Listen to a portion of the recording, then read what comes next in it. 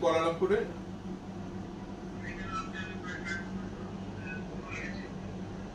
এর আগে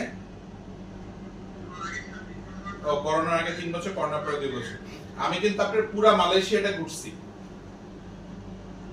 আপনার পেনাং, লাকাই, তারপরে কুয়ালালামপুর, তারপর আপনার ওই যে এবার গেলাম হচ্ছে ক্যামেরুন হাইল্যান্ড। ক্যামেরুন হাইল্যান্ডে যে হোটেলে ছিলাম ওখানে বেশিরভাগই বাংলাদেশি, বেশিরভাগই আবার আমার পেশেন্ট ওখানে মালয়েশিয়ার ক্যামেরুন হাইল্যান্ডে। তো মালয়েশিয়া আমার খুব পছন্দের জায়গা, কুয়ালালামপুর বেশি পছন্দ। অনেকবার গেছি কুয়ালালামপুর, আপনার কনফারেন্সে গেছি, তারপরে ঘুরতে গেছি, এই দুইটা কাজে বেশি গেছি।